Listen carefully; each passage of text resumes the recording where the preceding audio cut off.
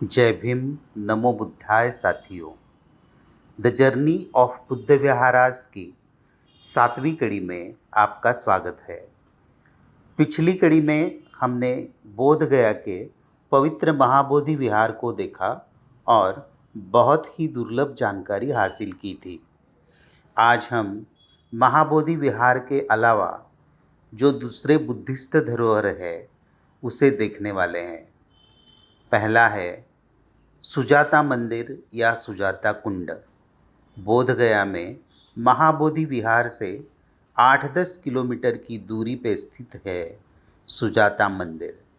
माना जाता है कि ये वही स्थान है जहाँ भगवान बुद्ध को सुजाता ने खीर अर्पण की थी। ये कहानी इस प्रकार की है कि सिद्धार्थ गौतम राजपाट त्याग कर सत्य की खोज में निकले थे। आलार कालाम, भृगु ऋषि, उद्दक रामपुत्र आदि ऋषियों से ज्ञान लेके वो उरुवेला पहुँचे और वहाँ उन्होंने एक वटवृक्ष के नीचे बैठकर कठोर तपस्या की, अन्न जल त्याग दिया। उनका शरीर इतना क्षीण हो गया कि उन्हें हाथ उठाना भी मुश्किल हो गया, लेकिन फिर भी उन्हें सत्य और पूर्ण ज्ञान प्राप्त नहीं हुआ था। मूर्छित और ग्लानि की अवस्था में सिद्धार्थ गौतम सोचने लगे कि इस प्रकार शरीर को अति कष्ट और क्लेश देकर ज्ञान प्राप्त नहीं होगा। मन सामर्थ्य बढ़ाने के लिए शरीर का स्वस्थ होना जरूरी है। इसलिए उन्होंने कठोर तपस्या त्यागने का संकल्प किया। उसी दौरान सुजाता ने वटवृक्ष के नीचे बैठे हुए सिद्धार्थ गौतम को खीर अर्पण की।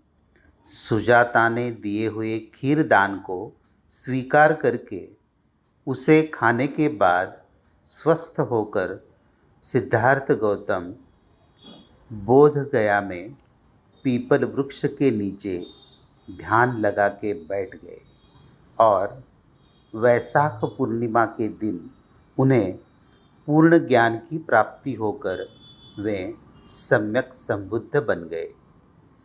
सुजाता ने दी हुई खीर ये सिद्धार्थ गौतम के जीवन का आखिरी भोजन था, जिसके तुरंत बाद ज्ञान प्राप्ति होके वे सम्यक संबुद्ध बन गए थे। इसलिए इस भोजन को एक महत्वपूर्ण स्थान है। भगवान बुद्ध के जीवन काल में 2 भोजन का महत्वपूर्ण स्थान है। एक जो सुजाता ने दिया था, जिसके बाद संपूर्ण ज्ञान की प्राप्ति होके सिद्धार्थ गौतम सम्यक संबुद्ध बन गए, और दूसरा छुंद द्वारा दिया गया अंतिम भोजन, जिसके बाद भगवान बुद्ध का कुशीनारा में महापरिनिर्वाण हो गया था।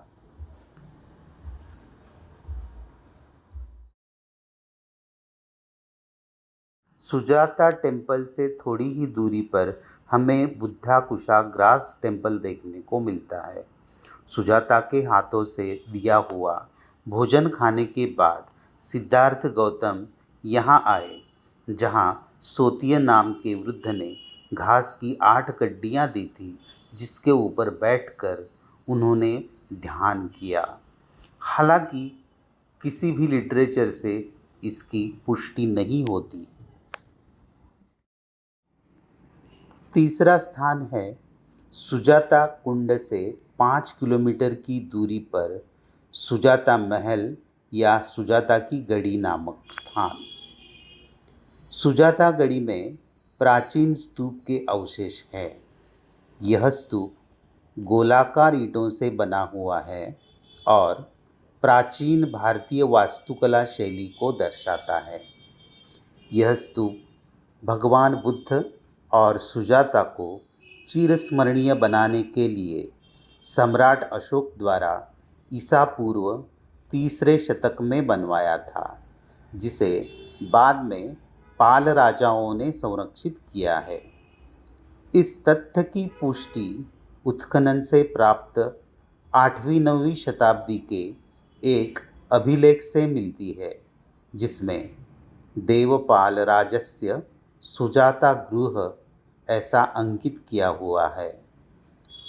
1973-74 में तथा पुनः सन 2001 से 2006 तक भारतीय पुरातत्व सर्वेक्षण से कराए गए उत्खनन से आज का स्तूप उजागर हुआ है।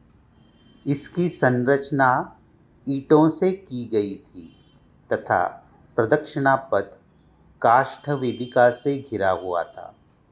खुदाई के दौरान स्तूप के आसपास बौद्ध धर्म संबंधित मूर्तियाँ, मिट्टी के बर्तन और अन्य ऐतिहासिक अवशेष पाए गए हैं, जिसे भारतीय पुरातत्व सर्वेक्षण द्वारा संचालित बोधगया संग्रहालय में दर्शकों के अवलोकनार्थ प्रदर्शित किया गया है।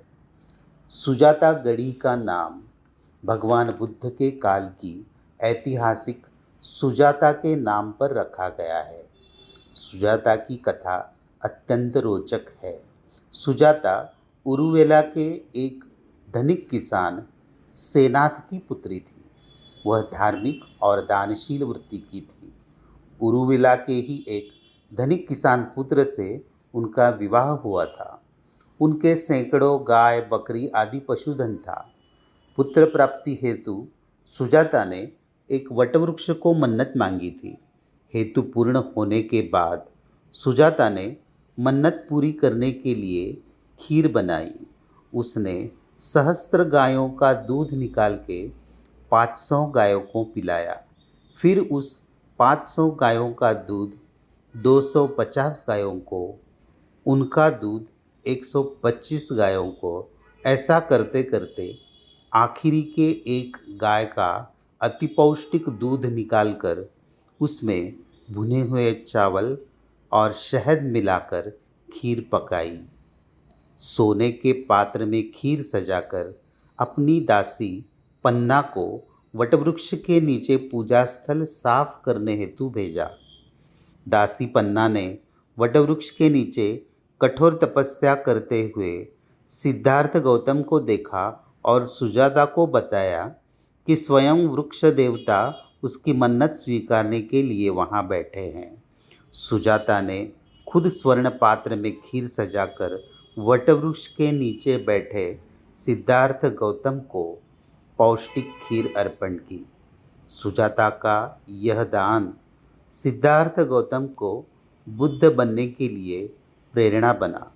उन्होंने महसूस किया कि अति कठोर तपस्या या भोग विलास, इन दोनों से बचकर मध्यम मार्ग अपनाना चाहिए। इस तरह भगवान बुद्ध को खीर दान देकर सुजाता इतिहास में अजरामर हो गई। सुजाता का यह स्थान आध्यात्मिकता और इतिहास प्रेमियों के लिए भी अनमोल धरोहर है। ये स्थान सुजाता की दान पारमिता उजागर करता है। साथियों, आपको ये जानकारी कैसी लगी, ये हमें कमेंट करके ज़रूर बताएं। द जर्नी ऑफ बुद्ध विहार आज की 7वीं कड़ी को हम यहाँ पे विराम देते हैं।